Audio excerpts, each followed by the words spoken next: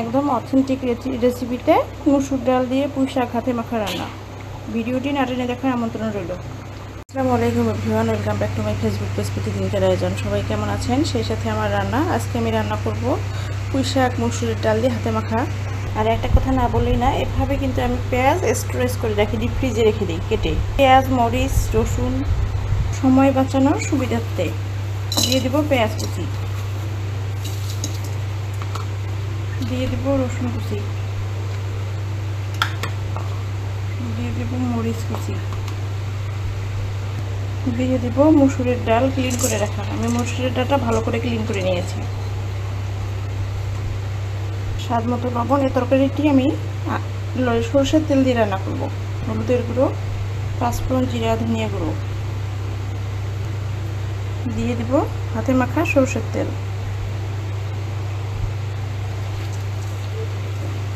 সরষের তেলটা বাসায় বানানো, আর তরকারিটি রান্না করবো আমি হাতে মাখা। আমি সুন্দর সুন্দর করে মেখে নিয়েছি। এ পর্যায়ে অ্যাড করবো পুঁই শাক। পুঁই শাকগুলো ভালো করে ক্লিন করে নিয়েছি।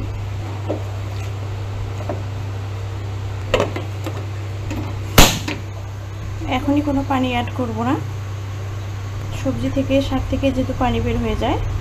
এই পুঁই শাকটা আমি একটু অন্যভাবে রান্না করব। পেঁয়াজ কুচি, রসুন কুচি, মরিচ কুচি দিয়ে দিচ্ছি। এবার সেদ্ধ করে নেব। ভিউয়ার্স, আমি এখানে আলু অ্যাড করেছিলাম, সেটা স্কিপ করে ফেলেছি, দেখাইতে ভুলিয়ে গেছি। আসলে মাঝে মাঝে এরকম হয়, অনেকগুলো রান্না একসাথে হলে মাঝে মাঝে দেখা যায় কোনোটা ক্লিপ নিতেই ভুলে যাই।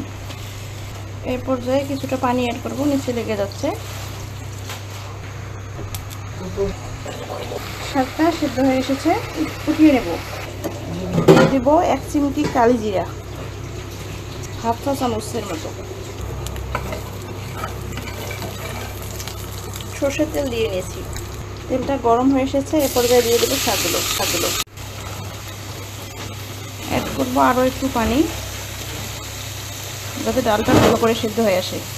ডাল ভালোভাবে সেদ্ধ না হলে ডালের ভিজাটা কাঁচা গন্ধ করে।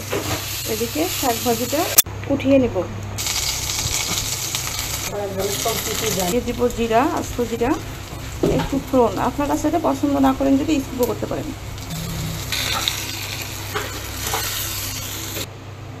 আমার এই পুঁই শাক দিয়ে ডাল রান্নার রেসিপিটি আপনাদের কেমন লেগেছে অবশ্যই জানাতে ভুলবেন না। এই তরকারিটি হয়ে এসেছে, উঠিয়ে নেব।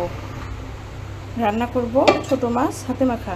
দিয়ে দেব পেঁয়াজের কুচি, রসুনের কুচি, স্বাদ মতো লবণ 1 চামচ, পাঁচফোড়ন, জিরা, ধনিয়া গুঁড়ো, হলুদের গুঁড়ো, কয়েক টুকরো ধনেপাতা কুচি। এখন অ্যাড করব সরষের তেল।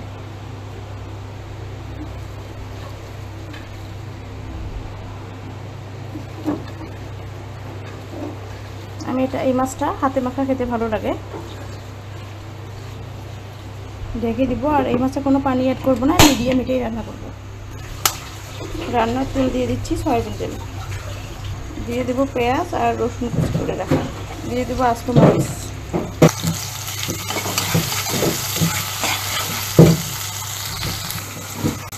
দেখতেই পাচ্ছেন ভাবি থেকে পানি বের হয়েছে, এর জন্য আমি পানি অ্যাড করিনি।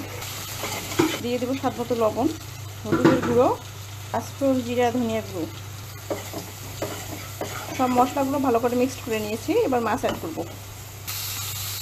এই মাছটা কাটা দিচ্ছে, এর জন্য আমি এভাবে ভাজি করলাম। এটা হাতে মাখা ভালো লাগবে না তা না, কিন্তু খেতে কাঁটাযুক্ত হবে, খেতে কষ্ট হবে। যারা খেতে পারে কাটা তাদের জন্য সুবিধা, কিন্তু যারা কম কাটা পছন্দ করে তাদের। আমার দুটো ভাজি প্রায় হয়ে এসেছে, উঠিয়ে নেব। সব মিলিয়ে কেমন হয়েছে জানাবেন। ভিডিও ভালো লাগলে ফেসবুক পেজ থেকে হলে পেজটি ফলো করে রাখবেন, আর ইউটিউব চ্যানেল থেকে হলে চ্যানেলটি সাবস্ক্রাইব করে রাখবেন। সবাই ভালো থাকুন।